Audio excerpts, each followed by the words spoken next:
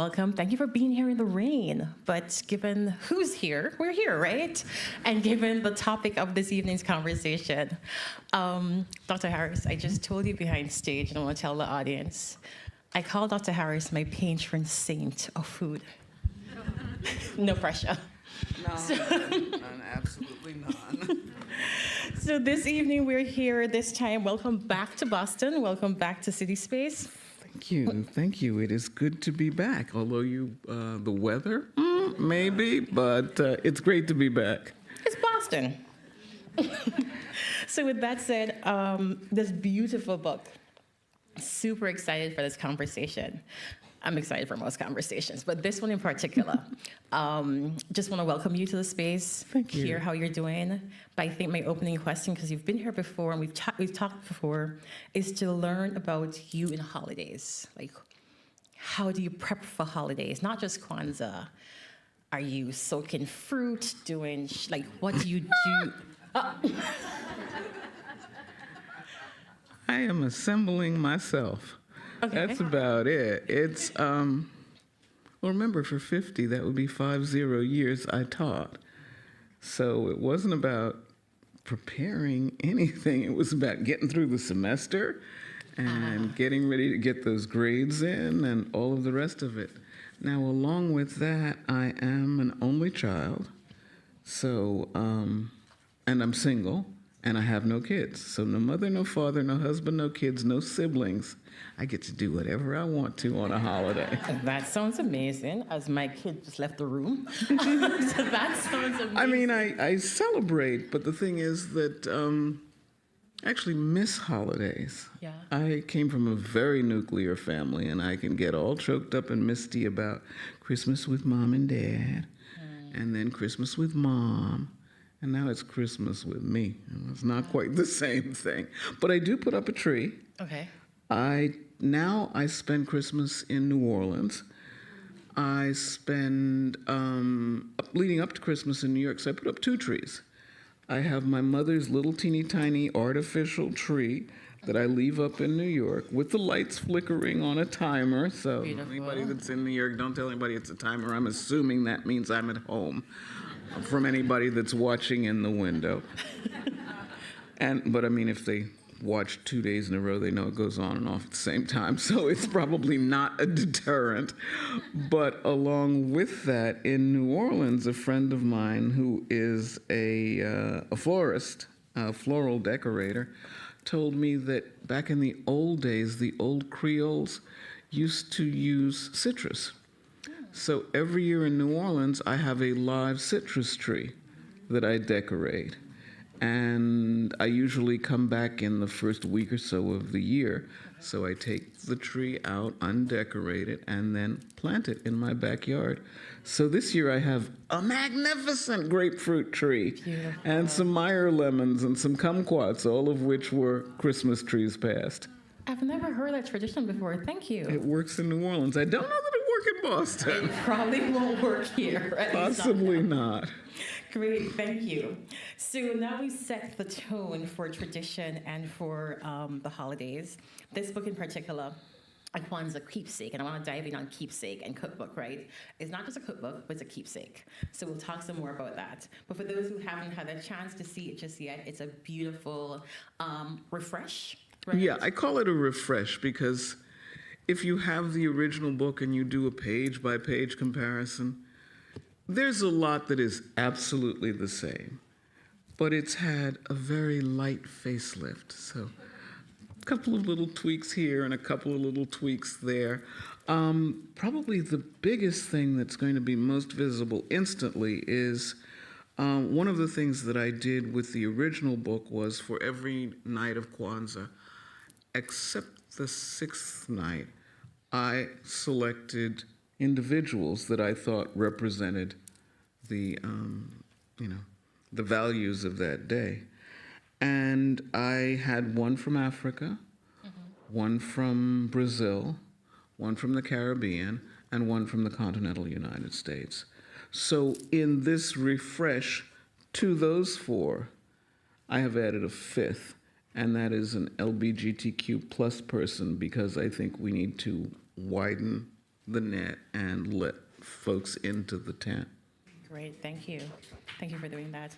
So you've already started to explain to us what the book looks like, right? So it has stories. It's about Kwanzaa, and there's stories of ancestors. Who are we? The bios are all folks who are not with us, No because longer I with knew us. if I started talking about people who were alive, I'd be, dealing with side eye and confusion. So, nobody's alive that I know of. No, So no they're rumblings. all gone. No, Okay. unless they're revenant. And how did you go about the selection? Like who, some of the profiles include? Purely arbitrary. Yeah. In my book, I pick people I wanted. Because your book. There you go. I mean, it's how do you determine who goes where? And some of it is extraordinarily quirky. I have Robert Nesta Marley, that would be Bob Marley, on the seventh day, Imani, for faith. Everybody might go, well, what? It's Yeah, like, yeah, if you think follows. about it, Belief and belief. vaccine. Yeah, Yeah. he had faith. He believed, well, he was Rastafari. So he was, he had his faith and he served it. Great. Can I show you something? There you go. I have faith on my arm. So that just Imani. really spoke to me just now. And we do want to invite the audience in by going to slido.com and entering cuisine to share your questions. So you're choosing folks who are no longer with us, their ancestors, right? And in the spirit of Kwanzaa, let's just backtrack. And I am learning to be American. I'm learning to be Black in America. So let's just... Oh, good luck. Girl. Okay. So through Kwanzaa, it's an opportunity for me to lean into some learning. Okay. So, do you see where I went with that? All right. So I'll maybe leave it share late. with me, it's my first year, I just arrived, or folks who do know and practice Kwanzaa. What's the synopsis? Like, what's Kwanzaa, and how did we get here? Okay, I'm going to read what I wrote because I think Kwanzaa is, in some ways, for some people, problematic.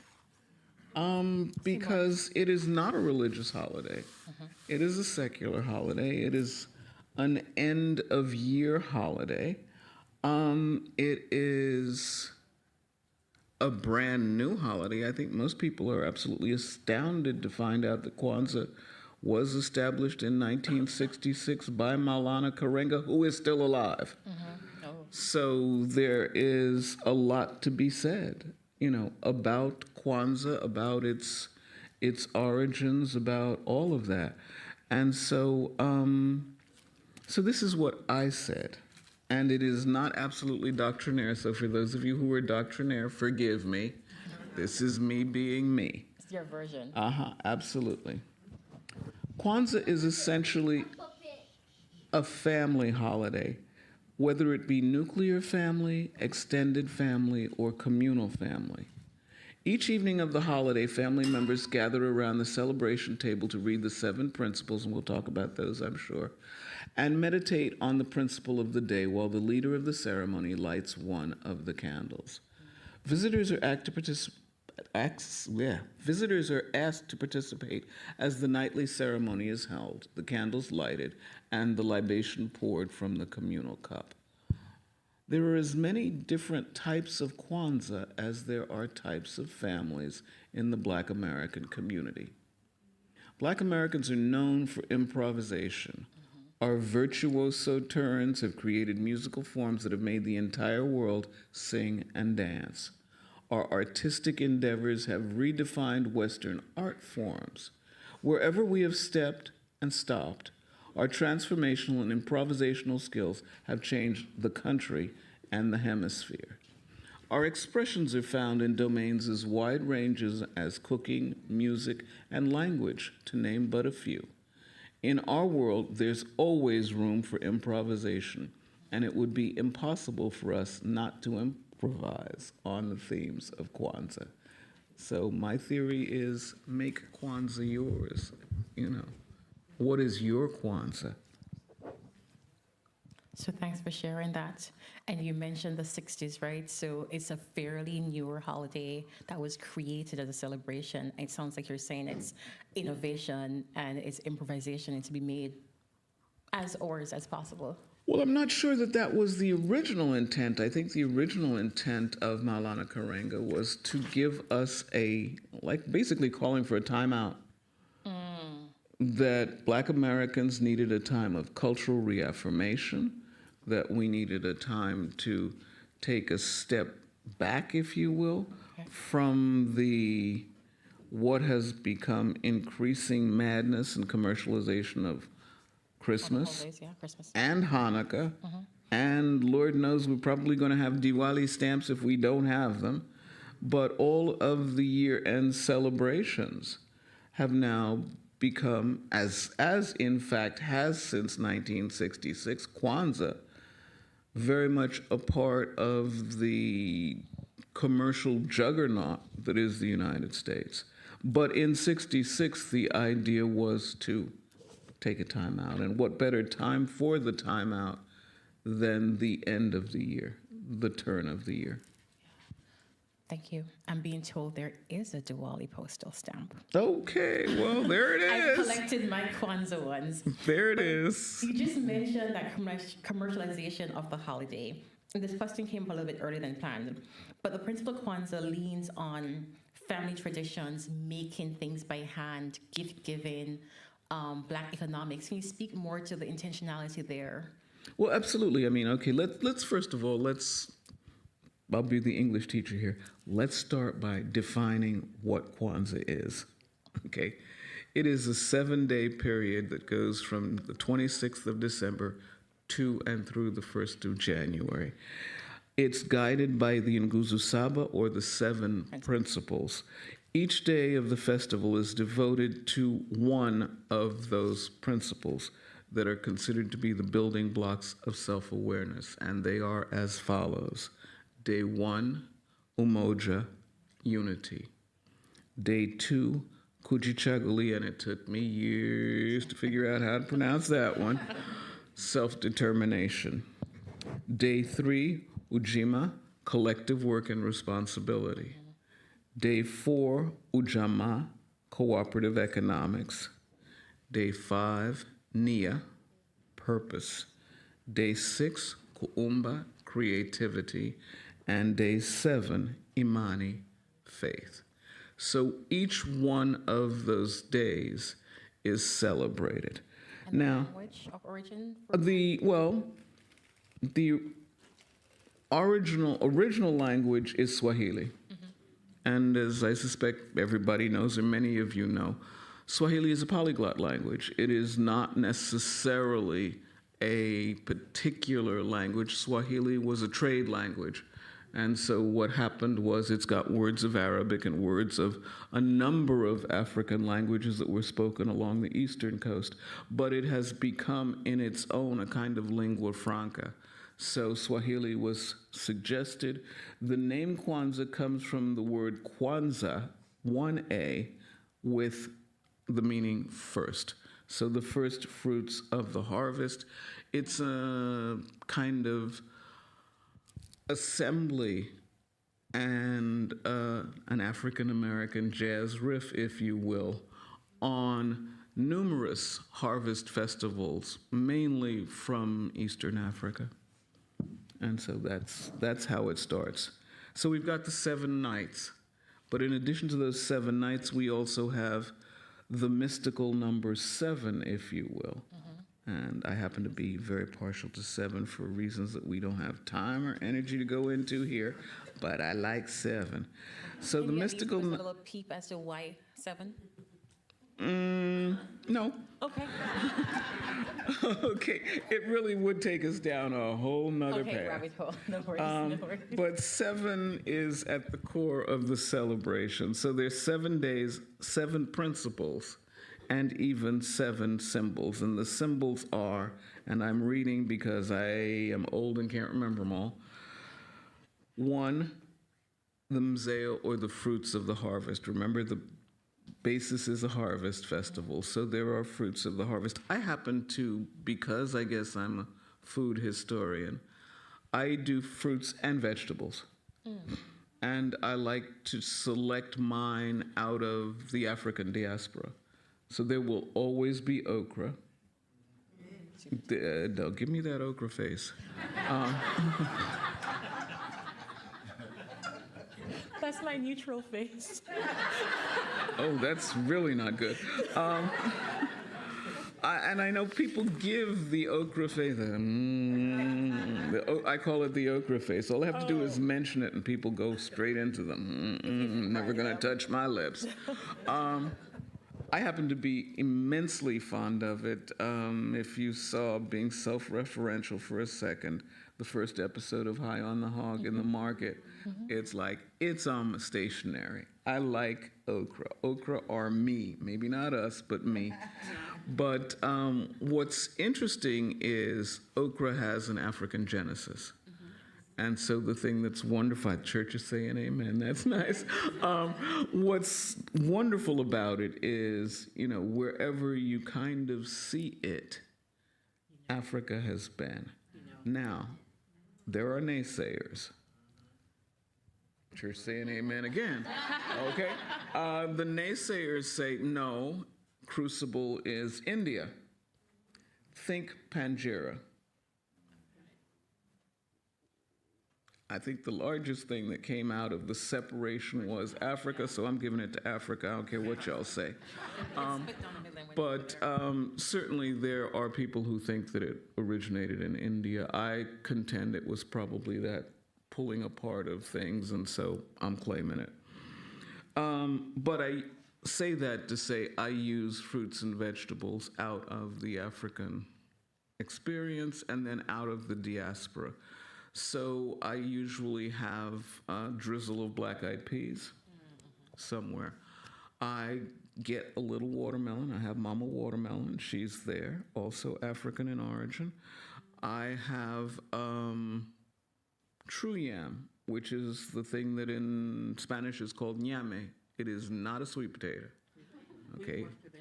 I know we worked through this. We've got a lot of instruction to give the world on yams and sweet potatoes. Actual yams. But the bottom line is, the thing that most folks are calling a sweet potato, those Louisiana yams, ain't yams.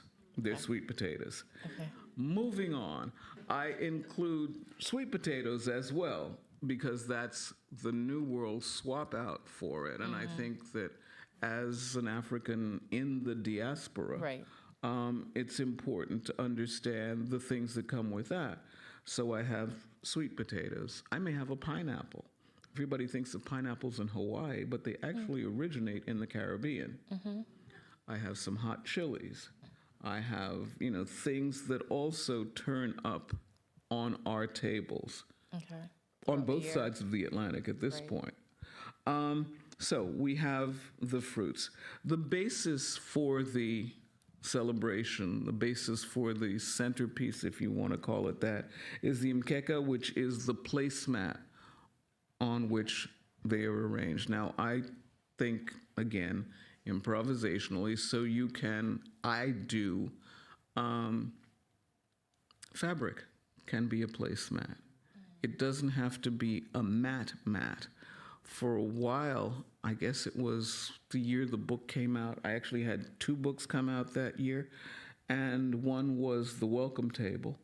And for The Welcome Table, I had a quilt square that I used.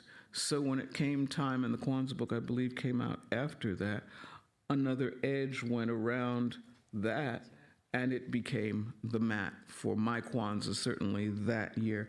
But quilt squares, all sorts of things can be a part, for me, Fabrics from the diaspora. Fabrics. Absolutely, Bogolanfini, Kente, all of those things can very much be a part of it. Okay, the kinara, the candlestick holder. Please. 7. Thank you. Okay. 7. 7 candlestick. Not a menorah. A menorah has 9. Okay. So y'all can all count. 7. Okay, I'm getting a thumbs up. All right.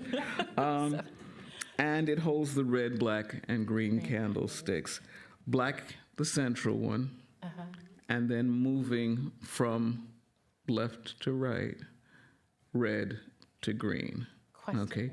Without struggle, there is no attainment. As about to ask you, the Red color is struggle, combination. green is entertainment. Not entertainment, is elevation. And It's that journey. it's the journey, it's the, you got to go through it to get to it. And that's pretty much what it says. Got you. So the move is telling what attainment is, how you're not going to attain it unless So you've you. been there. Exactly. Great. Thank you. So we've got that. And the candles are called the Mishuma Saba, and they are lighted in that manner each evening. There are muhindi, ears of corn, and one for each child in the household. But even if there are no children in the household, as is my case, there's one, because new corn grows from old corn. So corn represents the potential, the possibility. There is always within each child extraordinary potential and possibility. So very intentional. Very, very intentional. And this is not me. This is Maulana Karenga. So all of this is essential. And this is the stuff that comes together. The Kikombe cha Umoja, or the chalice of unity. Back in the day, people would pass it. I mean, now in this kind of post-COVID, we were all terrified of each other generation, probably pouring libation on the floor. And those of you who have a few barnacles on your bow may remember back when guys, if they were drinking rum or, bourbon or something, Homies. Or the ancestors. for the boys upstate. It was not about ancestors or homies. If you remember back in the day, it went for the boys upstate. And I lived in New York, so the boys upstate were upstate. That's In news to me. Attica, in Sing Sing, the boys upstate, That's news to me. incarcerated That's in the new. 21st century slave castles. Moving along. We're learning so much about the intentionality and how much traditions that we practice daily are also part of what shows up. Absolutely, absolutely. And of course, the zawadi, the gifts. And here, again, Karenga is intentional, and I agree with him. Things that you make. It's not, Amazon.com/Kwanzaa. Okay, it's things you make, things that you buy from, buy black, local booksellers. The farmers. The farmers market, maybe Yeah. your friendly farmers that you know. It's about being very intentional, or things that you make Right. in terms of how and where you purchase. That cooperative economics enters in there. So all of that together makes Kwanzaa. So we talked through the principles. We talked through, all the pieces. But I think we want to step into the food, right? Okay. So we've set the table literally. We understand the traditions and intentions. And in this book, it's both a cookbook, and I think the recipes, at least for me, appear to be very global. So you mentioned the diaspora, so Brazil, the Caribbean, elsewhere. How did you come into these recipes or the selection for this book for each Well, night? Honestly, some of it was random. Some of it I just don't remember because it was almost 30 years ago. But the thing is, if you look at others of my cookbooks, they are very specific about region and place and origin and history. These recipes, in some ways, are more about the way that I cook. At I mean, home. at home. These are dishes that you might actually find on my table. Not to say you won't find the others on my table, but maybe not nightly. These are easy to fix. Heavy home cook centric. Not so much heavy home cook, but I mean, it's just, this is how the diaspora shows up on my nightly table. Got you. For example, I've got something here that is fresh greens with avocados and raspberries. Now, Where's the diaspora? Arguably avocado from aguacatl, which actually means testicles in Nahuatl. Think about how they grow. Okay, but that was not why they were in the salad. The idea is we have avocados, and I like fruit in my salad, so you've got raspberries and the avocados and the fresh greens. Nothing out of the diaspora. The dressing, arguably, you could probably, but not really. I mean, it's got some brown sugar in it, but that's the only connection. But this is a salad I eat at least 2 or 3 times a week. The dressing, by the way, if you're interested, is soy sauce, rice vinegar, and sesame oil with a pinch of sugar that kind of sweetens it up a little bit. But a nice fatty avocado and the greens and the Yeah, citrusy fruit. absolutely. The meal starts with seasoned olives, which is, again, me playing around. I wouldn't say a lazy cook, but I am a improvisational cook. So at some point, olives, just regular pitted olives, black or green, and play with them. So add, olive oil, habanero chili, thyme, garlic, and let them sit. And then you'll have your olives, which are very different. So there's that. Pan-roasted almonds is the other thing that starts this meal, and this is the meal from the first night. Well, I'll read what I said, because I'd forgotten this. Driving into the Wirika Valley outside of Marrakesh, Morocco, one may be stopped along the way by small boys selling geodes. When these dull rocks are broken open, they reveal crystalline forms of amethyst and other brilliant delights. The same young boys also sell almonds, wonderful almonds that have a taste like those nowhere else on earth. The same almonds can be purchased raw, roasted, or sugar toasted at vendor stalls in Marrakesh's Jim El Fna, the legendary square where the jugglers and itinerant dentists, snake charmers, merchants, and magicians meet. Almonds turn up frequently in the cooking of Morocco. Here, though, they're just blanched, skinned, and cooked to a golden brown. So those almonds that you buy, plain old ordinary almonds that you buy in the bags, blanch them, then slip off the skins. Once you blanch them, the skins will come off easily. You'll get the white nut. And then toast that nut in oil until they get brown. It's very simple, but they have a completely different taste. And So it feels like you're improvising again, but I also love the fact that these youth from the street, I mean, again, somewhat local, right? So the street vendors come into play, selling food in different countries. Well, it's all, this book is certainly, the recipes came out of my life at that point. The main dish of the meal is a meshwi-style leg of lamb. Meshwi is a spit-roasted lamb that is traditional, again, to North Africa, but in this case, what I've done is played with the North African flavors and taken just a leg of lamb, not the full-on whole lamb. And it reminded me of my first meshwi, which I actually had not in Morocco, but in Senegal. So in this case, the leg of lamb is flavored with garlic, with cumin, with dried mint, and with chili. So you've got a different kind of taste to the leg of lamb. The mint gives you just a little hint of that Moroccan mint tea thing. Ting. And the cumin is one of those sort of North African flavors that'll make you think about things. That earthy flavor. So speaking of improvising, this is an earlier question, but I do want to bring it back here. The dressing you mentioned earlier, it's an audience question, had soy sauce, so pulling in that Asian influence. Are there any limits to the ingredients? You mentioned that this is from your experiences. Are there any? Limits in terms of the ingredients for this Kwanzaa menu or the nights? Nah. I'm not even sure I would know how to limit. Okay. I mean, last night I ate in a Japanese barbecue joint, not that far from here.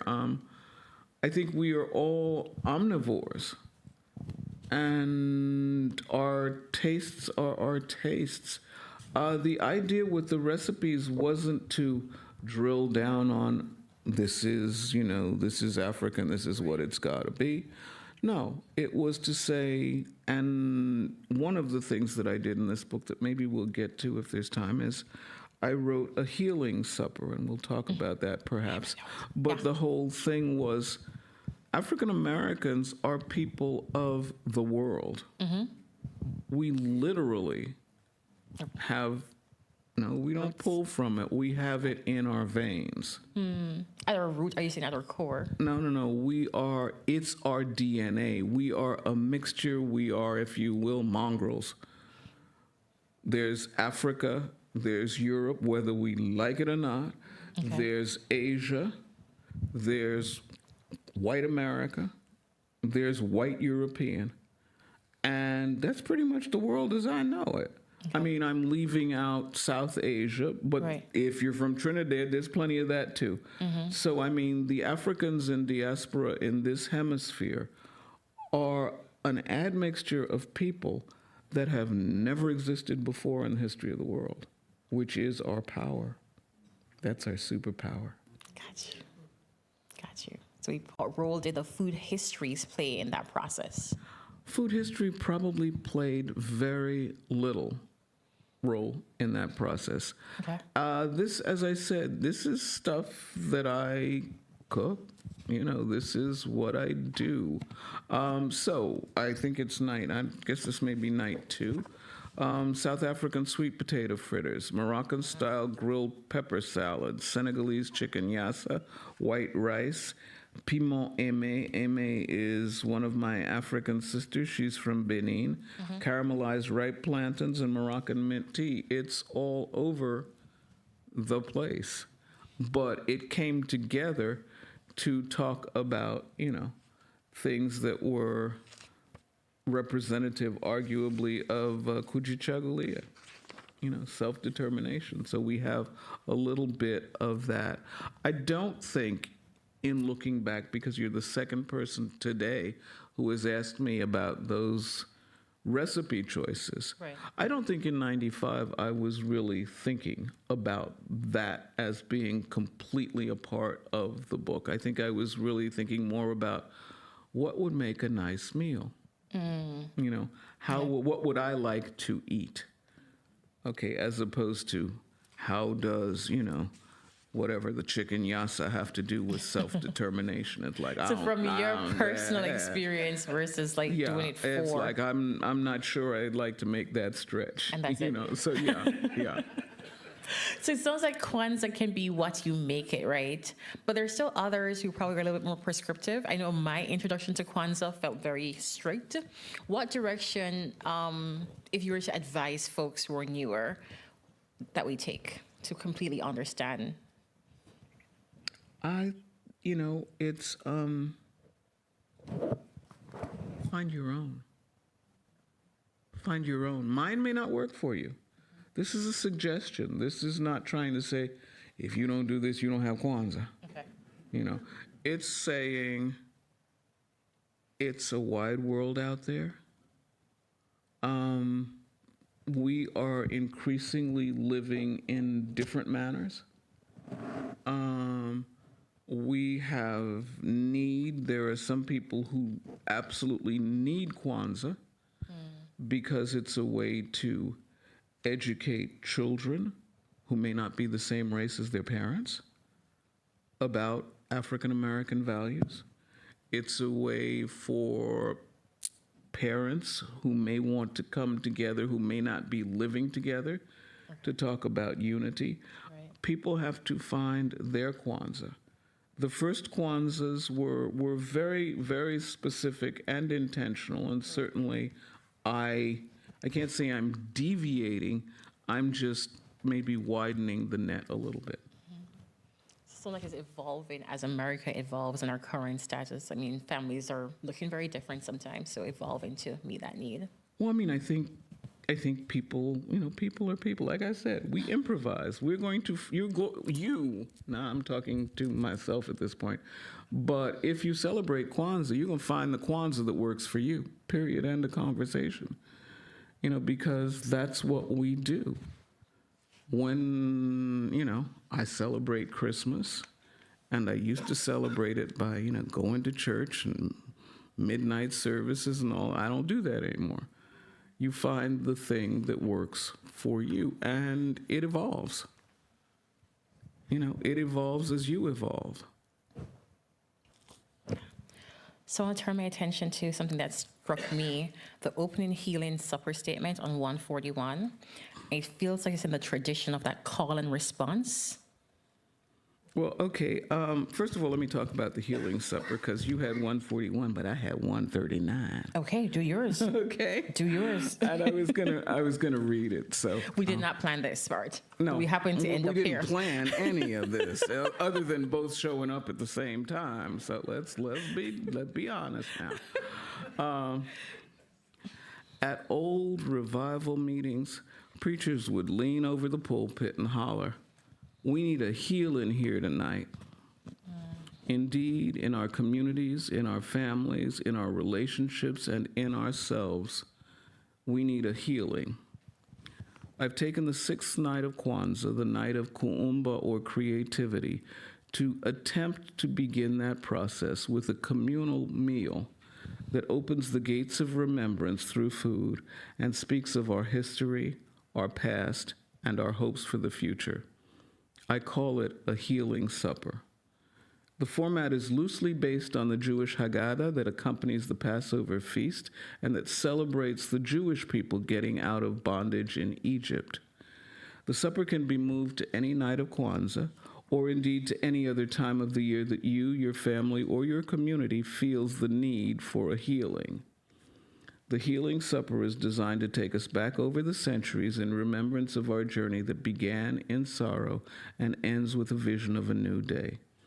We can do this seated around our tables at home or anywhere we can gather together to share a meal in remembrance and celebration. So that's the healing supper, and it's call and response. Mm-hmm. And I guess the part that you wanted me to read was what? No, I'm Kwanzaa not. statement, so light, peace, progress. Okay, 140. every night there's a Kwanzaa statement, and I interpret it this way. Light, peace, progress, and evolution to the ancestors of the fill-in-the-blank family. So, light, peace, progress, and evolution to the ancestors of the CitySpace family. Light, peace, progress, and evolution to the ancestors of those assembled here. Light, peace, progress, and evolution to the ancestors of all people of color throughout the world. Light, peace, progress, and evolution to those who symbolize the principle of Kuumba, creativity, particularly to those spirits from Africa and this hemisphere who kept us keep on with their stories and songs, their music and laughter, their dance, design, and dedication. Tonight and all nights of the year, we celebrate the artistry of our people, the griot and the bricklayers, the office workers and opera singers, cooks, carpenters, poets, politicians, inventors and quilt makers, rappers, wordsmiths, doctors, deacons, and dressmakers. In short, all of those who, with their inventiveness and their creativity, enabled us to survive by daily making our communities, and indeed the larger community of the world, a better and more beautiful place. That's my favorite page. I shouldn't have favorites, but that was I think just even thinking through, and this audience question is somewhat similar in our divided country. If people seek to find their Kwanzaa, right, as you suggest, could that help bring people together? You named quite a bit, I think, a plethora of different traditions and workers and kinds of humans, and offered peace and progress. Mm-hmm.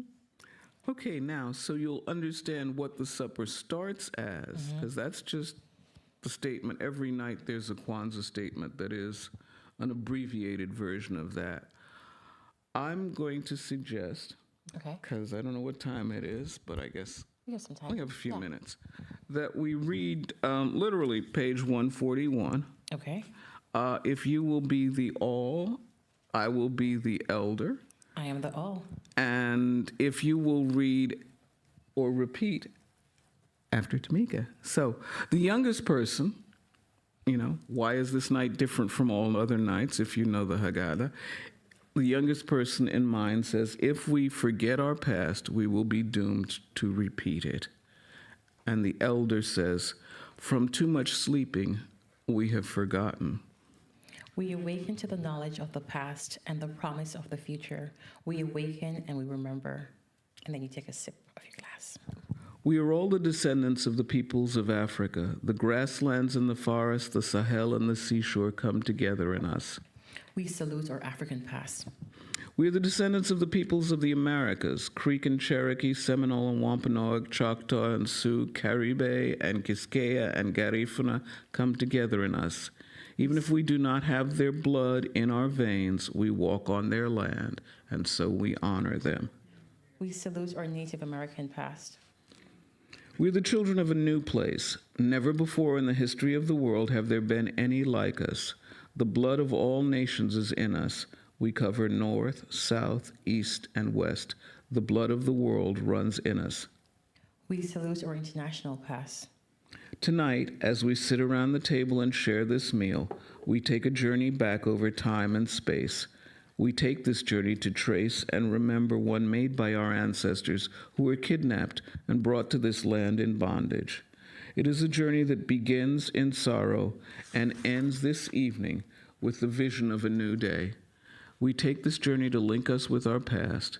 We take this journey to remember so that all of us seated at this table and at all tables like this will know our past and remember so that we can determine our future. We take this symbolic journey tonight so that in the future we will all truly be free. And we can stop. Perfect.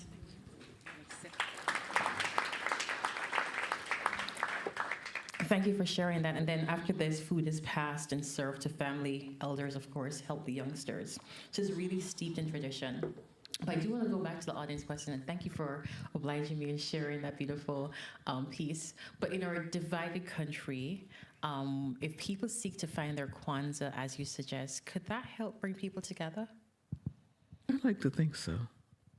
I mean, I think that one of the things that we don't necessarily do as much as possibly we could is have more faith in the value of the table. We kind of have given up on table. The dinner table. People sort of, have breakfast bars and little nooks, and now they got these restaurants where everybody sits around and watches the chef. That's nice, but I want to communicate. The table was the locus for communication, certainly in my childhood. That's where you got your manners. Elbows off the table, and then somebody say something a little off. That's not table talk. You got all of that at the table. The table was also a place where you had multi-generational conversation. Not every night. In some families, it was every night, but grandma was there, or auntie was there, or somebody was there, and you communicated. And they told stories. Yep. It was the great locus for storytelling. And so in losing the table, we've lost a lot of we've lost a lot of how we talk to each other. And we've lost a lot of learning how to talk to each other. Yeah. And so that's kind of, separated us in other ways. So I think that part of, and that was written in 1995. We've probably moved more since. We have separated greatly. Yeah. I'm not going into that because that'd be a rant. But I think that what happens, though, is that the table still has the possibility of bringing us together. Yeah, that family style. Yeah, I mean, because, I used to say, peace treaties get signed where? At a table. It is a place where people come together. It was my great privilege for probably 40 years to know Dr. Maya Angelou. And to sit at her table, and when she was of the point and at the stage where she had a large house in New York. She had a table made that was round for it because she said, no head, no foot. It's Equalizer. the table. Yeah. Everybody. Beautiful. Beautiful. Another audience question for you. So very similar to what you mentioned earlier, this world has changed since 1995. And now this refresher. As the world has evolved, and how has Kwanzaa evolved for you? What does Kwanzaa look like for you these days? Well, Kwanzaa for about probably 25 years was a large celebration. Gosh, I'm trying to think about how many years ago now, but X number of years ago, bought a house in Brooklyn, and every year had friends over for what I discovered became my Kwanzaa. And at that point, it wasn't a nightly thing. I gave an open house, that New Year's Day open house was my Kwanzaa. Yeah. I would put food on the floor for my ancestors. I have rights and roots and connections to Yoruba tradition. So I would do that. I would assemble people. My mother came. My father was at the original ones. And after he died, my mother came. There's a little passage in here that I haven't flagged, so I can't read, but basically where I talk about one Kwanzaa sitting down and literally listening to a very precocious young man of, I've forgotten what, under 12, discussing polygamy with the wife of a Muslim holy man and some very astounded friends of mine, you know. So it was that kind of thing. It was all ages. It was across generations, across races. I had a girlfriend who one year showed up, because it was a y'all come kind of thing, she showed up with a cadre of French chefs and a Methuselah of champagne that they proceeded to sabre open, which means they opened the cork off the champagne with a saber. Well, it was always fun, but I say that to say, so my Kwanzaa was a little kind of, had the potential to be a little over the top. A little lit. But it brought people together, and I think that was what I wanted and what I needed, and it brought them together over not just racial boundaries, but also over class boundaries, over education boundaries, over certainly geographic boundaries. And so that was, kind of my Kwanzaa. And I think that it has, as a celebration, and here it gets very sticky wicket and very, think about it. It has the potential to unite us. However, it's all about appropriation, accommodation, and acceptance. Is mine. Now, I may allow you in. I may invite you in. But please remember, it's mine. Belongs to, yeah. It is mine. You can't have it. Okay, it's mine. Was created. It is mine. Yeah. So I think that that's very important to remember, that this is, this is a ceremony. It is a holiday that was created by, as I said, Maulana Karenga, an individual who is still with us. And it is and was created for a very particular purpose. Now, it may have, or I may have in some ways, and it has, without me, widened its net. Right. I've attended Kwanzaa ceremonies in Guadeloupe, and I had some Guadeloupean friends who were hell-bent on having the first Kwanzaa in Guadeloupe one year, but they, for some people, overstepped because they didn't even deal with red, black, and green. They were talking about the blue for the ocean and the something for this. And so they were creating their own. Different, yeah. No, it was legit for them, but there were some traditional Kwanzaa people who were there who were like, oh, hell no. So, I mean, so it all very much becomes how do you do that? And I think they were wrong in that they kind of didn't really do their due diligence and homework. Right. And as I said, it's mine. So let's remember that. And given how intentional the creation of Kwanzaa is, it's really hard to then suggest that you move way off if it's so intentional. Every aspect has intention and meaning. Yeah, but I think, again, we are generally speaking in need of a unifier. Mm-hmm. If there is a way that it can become a unifier, more power to it and the folks it unifies. If not, move on, find something else. Gotcha. So we're about to wrap, if there are any more audience questions, but I wanted to pull your attention to what I think is an invitation from you for the keepsake version, or the keepsake aspect, I should say. So there are these beautiful family pages and projects, right, that really suggest that families lean in, again, families as defined by the folks using this. Say more about the keepsake and the intention behind these blank pages. We're supposed to write on them, right, and use them. No. I mean, I, at one point, read probably 10-page essay by some food historian in England somewhere about the meaning of blank space in a Kwanzaa keepsake. It's like, no, the meaning is you're supposed to write in it. There's no deep-seated mystical, whoop-de-doo about it. It's called write your stuff. So I call them the griots pages. And I think the first one I talk about how in every family there's a griot. Mm-hmm. There's the uncle or the aunt who knows everybody's birthday, who knows, where the tombstone for so-and-so is and what graveyard blah blah is buried in. And, okay, here's what I said about that. African writer Amadou Hampâté Bâ said that on the continent, when an elder dies, a library burns down. The Christian Bible says, in the beginning was the Word. Africans and people of African descent throughout the world understand this only too well. We are a people of the Word.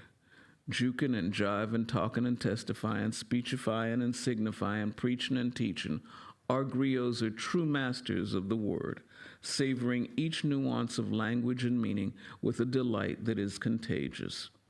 Think of the sermons of unknown ministers, the pyrotechnical wordsmithing of rappers, and the songs of the minstrels of Mali. Formerly, our griots were unknown bards, troubadours armed with koras and harps, drums and cymbals, recalling the deeds of heroes like Sunjata of Mali and Chaka Zulu. Today, they capture our ephemeral words from the air and place them on paper for the future.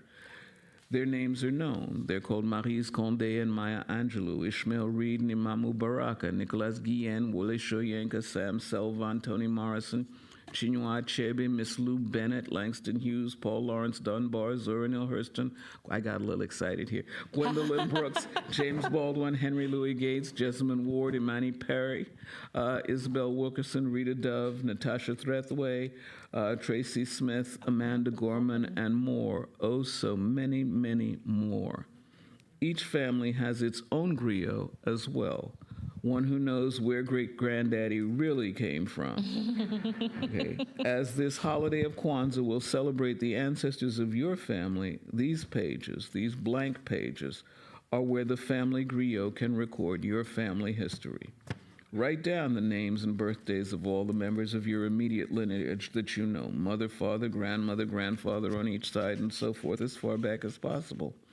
Many have used companies like Ancestry.com, 23andMe, and various sources using the DNA to take families on a deep dive into their origins. These pages are where to begin to make that information a part of the ongoing family record. That's what the blank pages are And there are for. about 5 blank pages to be used. Well, there are blank pages in every chapter. To be used. Yeah. Well, Dr. Harris, I plan to, this holiday with my family, use these pages. So thank you for the invitation for making this space. We're about to have bites outside from BU Food and Wine, 3 cheese spicy mac and cheese, and also the gingerbread with whipped cream, with whipped topping. So thank you for this book. Thank you for your work. Thank you. A little bit about what you're going to have, though. Ooh. Okay. I don't eat mac and cheese. I don't eat mac and cheese, and I told this story, You're I not think, the selling last it. time I was here. About your Stephen mom. reminded me of it because I'm never going to taste mac and cheese that's better than my mom's, period. So if you know that's going to happen, just give it up. Don't even worry about it. I told the story, and Stephen probably is waiting for me to tell it again. So after my mom died, I was cleaning out her refrigerator, and in the back of the freezer found a ramekin of mac and cheese. So every year, and she's been gone for 25, every year I risk ptomaine and God only knows what all else, scrape off a bit and eat it. So that's my mac and cheese story. The gingerbread is a different story, and it is actually in the book. 95, I said, was the year I did 2 books. The first book was called The Welcome Table, and it was traditional African American food. It is, if you will, probably the cookbook that has the recipes that grew into High on the Hog, almost a decade after that. And back in the day when you did the cookbooks, you probably still today, I just haven't done it in so long, you went around to various radio stations or wherever you were going. You always had a little something for them to taste. Mm-hmm. So at that point in time, Dr. Betty Shabazz had a talk radio show in New York. And for those of you who don't know, Dr. Shabazz was Malcolm X's widow. And I had this hot water gingerbread. And hot water gingerbread is not like the gingerbread man gingerbread. It's the old-fashioned kind of British, I'm thinking in French, which is never a good thing, Moyen Age, Middle Ages kind of medieval gingerbread. So it's more cakey. And I had some pieces of it.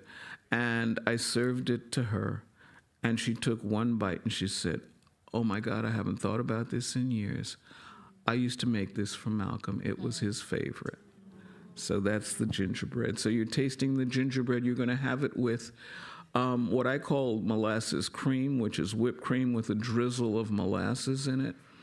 In an old Creole cookbook, long after I thought I had invented something, I found the recipe, and it was called Creole Fluff. So you're going to have some gingerbread with Creole Fluff. Great. Again, Dr. Harris, thank you guys so much. Thank you for being here. And thank you for this book.